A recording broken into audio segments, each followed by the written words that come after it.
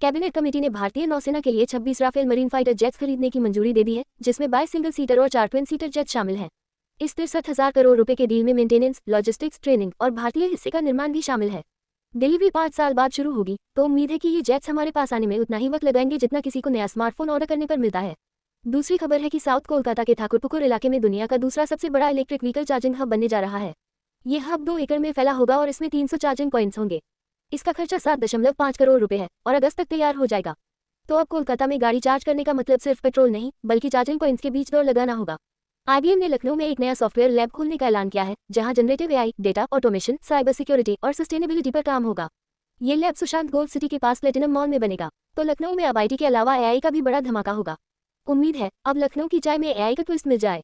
Unilever का ice cream brand magnum Maharashtra में एक नया रीजनल हेडक्वार्टर और ग्लोबल कैपेबिलिटी सेंटर बना रहा है, जिसमें 900 करोड़ रुपए का निवेश हो रहा है।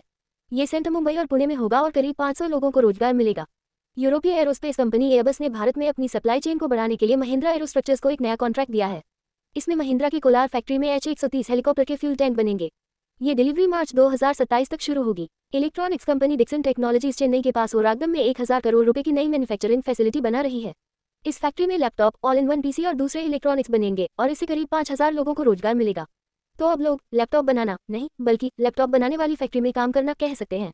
लाइक करें, शेयर करें, नीचे कमेंट करो और सब्सक्राइब करो। जल्दी से आगे बढ़ते हैं। National highway authority of India Bengaluru Kolar highway को बेंगलुरु चेन्नई एक्सप्रेसवे से जोड़ने के लिए 18 किलोमीटर का लिंक रोड बनाने जा रही है। गिफ्ट सिटी एक नया फिनटेक और एजुकेशन हब बनता जा रहा है। यूके की VNTRY यूनिवर्सिटी को वहां कैंपस खोलने की मंजूरी मिल चुकी है। इसके साथ ही कुछ और अंतर्राष्ट्रीय यूनिवर्सिटीज भी वहां आ रही हैं। मुंबई मेट्रो लाइन 3 का अगला फेज जल्द ही खुलेगा और उम्मीद है कि 10 से 12 अप्रैल तक इसकी सेफ्टी क्लियरेंस मिल जाएगी। हालांकि कुछ स्टेशन हो सकता है कि थोड़े टाइम बाद खुले, क्योंकि इनकी इंटीरियर्स अभी पूरे नहीं हुए हैं। मतलब मेट्रो तो चलने लगेगी, लेकिन स्टेशन थोड़ा सूने सूने लग सकते हैं। लंदन की टेक कंपनी नथिंग, जो OnePlus की को फाउंडर द्वारा बनाई गई है, 1000 करोड़ रुपए का निवेश करके भारत में इलेक्ट्रॉनिक्स मैन्युफैक्चरिंग को बढ़ाने जा रही है।